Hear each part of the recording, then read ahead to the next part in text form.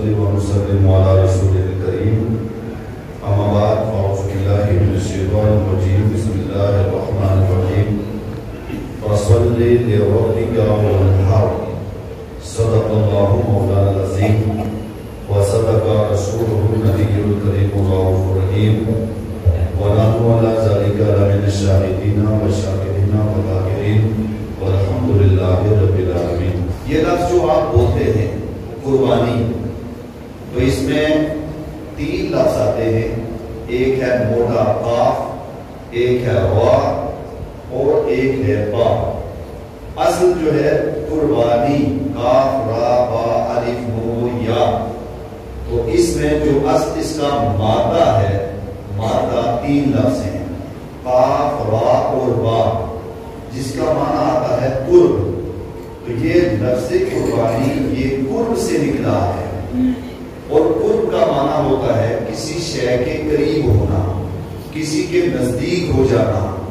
جیسے آپ مسجد کے پلر کے ساتھ قریب ہو گئے یا آپ فلاں کے قریب ہو گئے.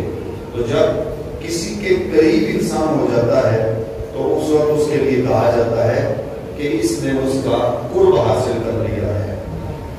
یہ قربانی کا ایک لغوی معنی ڈکشنری کے اعتبار سے ہے، مگر اسی کو آپ اٹھا کر کے اصطلاح کے اندر ڈالیں گے تو اس کا اصطلاحی معنی بنتا ہے خاص جانور. خاص جانور کو خاص دنوں میں اللہ تبارک و تعالی کی راہ میں قربان کر دینا، اس کو قربانی کہا جاتا ہے. یہاں کہا گیا خاص جانور، اس سے باقی جتنے جانور تھے وہ سب الگ ہو گئے، ان کی تخصیص نہیں رہی. مخصوص جانور یعنی عام جانور کو آپ پکڑ کر کے ذبح نہیں کر سکتے، جس کو آپ قربانی کے لیے لے جائیں گے وہ جانور اس کے اندر کوئی عیب نہ ہو، کوئی کمی نہ ہو، اور اس کے بعد پھر باقی جتنے بھی اصول ضوابط وغیرہ قربانی کے ہیں وہ سارے کے سارے اس جانور کے اندر پائے جاتے ہوں. تو اس کو کہتے ہیں خاص جانور. خاص جانور کو خاص دنوں میں، اب خاص دن کتنے ہیں قربانی کے؟ ایک ہے ایام تشریق اور ایک ہے ایام نہر، یوم نہر، ایام نہر. قربانی کے 3 دن ہیں. کتنے دن ہیں؟ 3 دن. ان 3 دن آپ قربانی کریں گے. وہ کون سے ہیں؟ 10 ذی الحج، انہیں یہ جو مہینہ چل رہا ہے حج کا، اس کی 10ویں تاریخ اور 11ویں تاریخ اور 12ویں تاریخ، یہ 3 دن ہیں. انہی 3 دنوں کے اندر آپ قربانی کریں گے. اگر کوئی شخص ارادہ کرے کہ چلو محرم میں دے دیتا ہوں تو اس کی قربانی نہیں ہوگی. سفر میں کسی اور مہینے میں دینا چاہے تو نہیں دے سکتا. قربانی کے لیے شرط ہے جانور بھی خاص ہو اور ایام بھی مخصوص ہو جو بتا دیے. انہی ایام کے اندر مخصوص جانور کو قربان گاہ میں لے جانا اور وہاں اس کا خون بہا دینا، اس کو اصطلاح شرع کے اندر قربانی کہا جاتا ہے. اس چیز کا نام قربانی ہے. اب یہ جو قربانی کا سلسلہ ہے، ایک سوال پیدا ہوتا ہے کہ یہ سلسلہ کب شروع ہوا، کس وقت یہ شروع ہوا سلسلہ، اور کب تک رہے گا؟ یہ سلسلہ کب شروع ہوا اور اس کے شروعات کی وجہ کیا ہے؟ تو آپ تاریخ کی کتابوں کو اٹھائیں، بالخصوص تفسیر کو اٹھائیں، ابن کثیر کو دیکھ لیں، باقی تفسیر کی کتابوں کو دیکھ لیں. ابن کثیر نے لکھا ہے اپنی کتاب کے اندر کہ آدم علیہ السلام کے 2 بیٹے تھے. ایک کا نام حابیل تھا اور ایک کا نام قابیل تھا. قابیل نے حابیل کو قتل کیا تھا. قابیل نے قتل کیا تھا حابیل کو. قتل سے پہلے حابیل، کیونکہ یہ حقانیت اور سچائی پر تھے تو بعض نے ان کو علیہ السلام بھی لکھا ہے. حابیل نے اپنی کھیت ایک جانور لیا اور جانور لے کر کے اس کو خدا کی راہ میں قربان کرنے کا ارادہ کیا. اور قابیل نے بھی کچھ غلہ جات کھیتی باڑی سے لے لیے اور ان کو بھی اس نے خدا کی راہ میں دینے کا ارادہ کر لیا. اب یہ دونوں بھائی غلہ کو اور جانور کو لے کے سامنے آ گئے. جو ہی سامنے رکھا تو حابیل نے جانور رکھا اور قابیل نے غلہ رکھا. سامنے رکھنے کے بعد پھر انہوں نے اپنی اپنی دعائیں کی کہ ہماری قربانی قبول ہو جائے.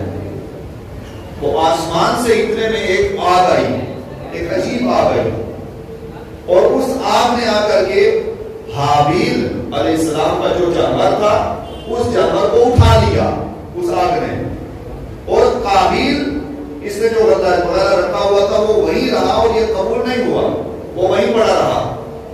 تو اب اس کو پتا چل گیا کہ میری قربانی قبول نہیں ہوئی اور ان کو پتا چل گیا کہ میری قربانی قبول ہوگی.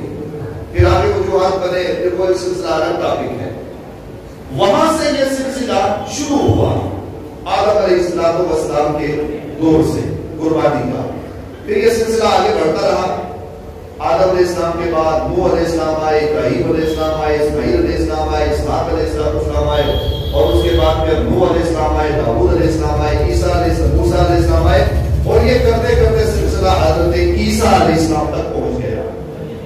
جب حضرت عیسیٰ علیہ السلام تک پہنچا تو یہ آدم علیہ السلام کے دور سے عیسیٰ علیہ السلام کے دور تک یہی رہا کہ جو بھی قربانی کرتا تھا وہ جانور پیش کرتا, آسمان سے ایک مخصوص انداز کی آگ آتی اور وہ آگ آ کر کے جانور کو اٹھا لیتی. اس سے قربانی دینے والا اس کو پتا چل جاتا کہ میری قربانی قبول ہو گئی. اور آگے شارحین نے لکھا ہے کہ لوگ جانور کو جب لاتے تو لے کر کے پیغمبر کے پاس جاتے, جس پیغمبر کی بھی امت قربانی کرتی تو وہ پیغمبر کے پاس آتے, اس پیغمبر کو کہتے. سارے لوگ اپنے اپنے جانور آ کر کے جمع کرتے اور پیغمبر آ کر کے دعا کرتے تھے. نبی وہ دعا کرتے تھے کہ اللہ ان لوگوں کی قربانیاں اپنی بارگاہ میں قبول فرما. جب پیغمبر دعا کرتے تھے تو فوراً آسمان سے آگ آتی اور آگ آ کر کے ان کے جانور کو اٹھا لیتی تھی. یہ سلسلہ آدم کے دور سے شروع ہوا, حضرت عیسیٰ علیہ السلام کے دور تک رہا. اب حضرت عیسیٰ علیہ السلام آپ کو اللہ تعالیٰ نے آسمان پر اٹھا لیا. پھر بیچ کا یہ جو گیپ گزرا ہے اس کو دور مواحدت, توحید کا دور, وحدانیت کا دور. یعنی کچھ لوگ جو تھے اس میں کوئی پیغمبر نہیں تھا تو ان کے لیے حکم تھا کہ صرف اللہ تعالیٰ کو ایک مانیں گے اور باقی سابقہ انبیاء کرام کی شریعت کی اتباع کریں گے, لیکن اللہ تعالیٰ کو ایک ماننا ہے ان سب کے لیے لازمی تھا.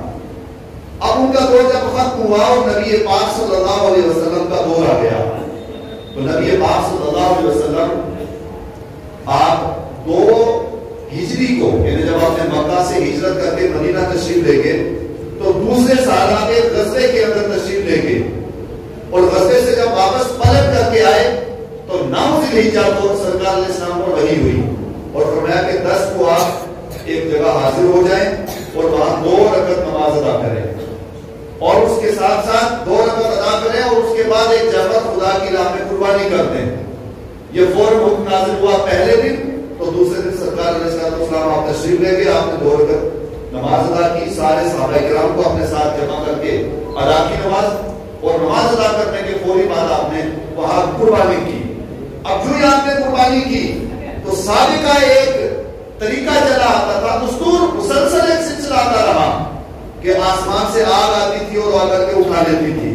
لیکن جب نبی پاک صلی اللہ علیہ وسلم آپ نے قربانی کی تو اللہ تعالیٰ نے وحی نازل کی اور فرمایا یا رسول اللہ صلی اللہ علیہ وسلم, باقی جتنی امتیں گزری ہیں ان سب کے لیے حکم یہ تھا کہ وہ جانور کو ذبح کر کے چھوڑ دیں گے, کوئی نہیں کھا سکتا, لیکن یا رسول اللہ یہ آپ کی امت ہے, آپ کی وجہ سے آپ کی امت کے اوپر یہ خصوصی فضل بھی ہے, خصوصی کرم بھی ہے, خصوصی عنایت بھی ہے کہ جانور کو خدا کی بارگاہ میں قربان کر دیں. جب اخلاص کے ساتھ قربان کریں گے ادھر جانور کا خون ابھی زمین پر نہیں گرے گا, یعنی گردن سے اس کی گردن کٹ چکی ہے اور ادھر بھی خون گرنے والا ہے.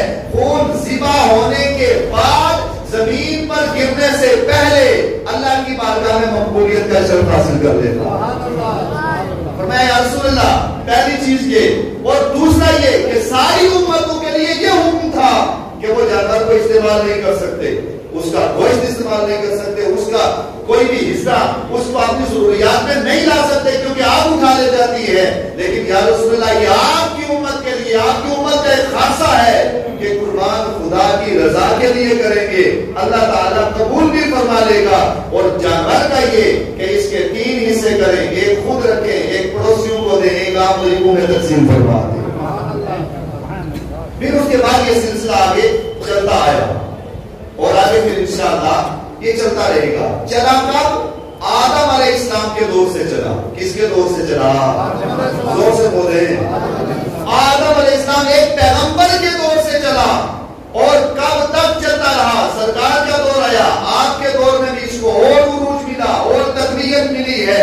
اور اسی طرح انشاءاللہ یہی قربانی کا سلسلہ صبح قیامت تک چلتا رہے گا، جب تک مسلمان باقی رہیں گے، جب تک اللہ اللہ کہنے والے باقی رہیں گے. بڑے بڑے ظالم آئے، بڑے بڑے جابر آئے، بڑے بڑے سرکش آئے، اور بڑے بڑے ایسے بھی آئے کہ جن کا پوری دنیا پر انہوں نے حکومت کی ہے، وہ بھی آئے اور آنے کے بعد بڑی کوشش کرتے رہے کہ پیغمبر کی گفتگو ختم کر دی جائے، پیغمبر کا کلام ختم کر دیا جائے، آسمانی احکام ختم کر دیے جائے، لوگوں کے دلوں سے قربانی کا جذبہ ختم کر دیا جائے، یہ سلسلہ مٹا دیا جائے. پہلے دور میں جتنے بھی آئے وہ سب کے سب مٹتے گئے. قربانی کل بھی ہو رہی تھی، قربانی آج بھی ہو رہی ہے. اور آج کے دور کے فرعون بھی سنے، آج کے دور کے نمرود بھی سنے، آج کے دور کے شداد بھی سنے.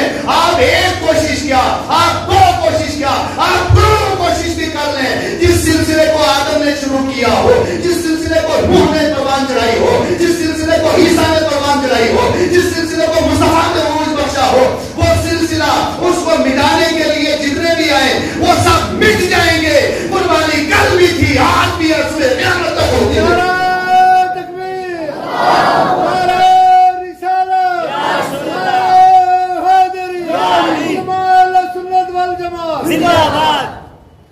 یہ سلسلہ ختم ہونے والا نہیں ہے، انشاءاللہ یہ سلسلہ صبح قیامت تک جاری و ساری رہے گا. تو یہ اس کی اصل وجہ ہے کہ قربانی کا سلسلہ کیسے ایجاد ہوا اور آگے پہنچا. اب یہاں ایک حدیث مبارکہ آپ کی بارگاہ میں رکھ کر کے پھر قربانی کے کچھ مخصوص احکام آپ کی بارگاہ میں رکھیں گے. قربانی کی فضیلت کیا ہے؟ نبی مکرم شفیع معظم صلی اللہ علیہ وسلم آپ نے ارشاد فرمایا، ترغیب و ترہیب کے اندر موجود ہے. آپ نے فرمایا اے فاطمہ، فاطمہ تو زہرا سے کہا کہ اے فاطمہ جب تم قربانی کرو تو قربانی کے جانور کے پاس کھڑے ہو جاؤ اور اس کے اوپر گواہ بن جاؤ، اس کے اوپر شاہد بھی بن جاؤ، گواہ بن جاؤ، اور خوب دعا بھی کرو. کیونکہ جب انسان قربانی کرتا ہے تو قربانی کا جانور، اس کا خون زمین پر گرنے سے پہلے اللہ کی بارگاہ میں شرف قبولیت حاصل کر لیتا ہے. اور آگے فرمایا کہ جب قیامت کا دن قائم ہوگا، یہ جانور جس کو آپ قربان کر رہے ہیں یہ قیامت کے دن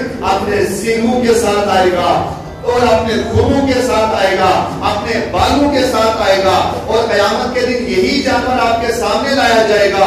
جب حکم ہوگا کہ انسان آپ پل صراط سے سیدھا جنت کے اندر داخل ہو جا، تو ضرورت ہے کہ انسان کسی سواری پر سوار ہو کر کے جائے، کیونکہ اتنے لوگ ہوں گے. تو وہاں انسان جب سواری پر جاتا ہے تو ایک اس کا اپنا ہی انداز اور نرالا انداز ہوتا ہے اور بڑا مقام اس کا ہوتا ہے. تو اسی طرح جب قیامت کا دن قائم ہوگا، دنیا میں جن لوگوں نے قربانیاں کی ہیں، اخلاص و للہیت کے ساتھ قربانیاں کی ہیں، تو وہ جانور قیامت کے دن لایا جائے گا اور اللہ تعالیٰ فرمائے گا اے انسان اس جانور پر سوار ہو جا، جنت کے اندر داخل ہو جا. اس لیے فرمایا کہ جب آپ قربانی کریں تو قربانی کا جانور اس کو ذرا تھوڑا سا دیکھ لے.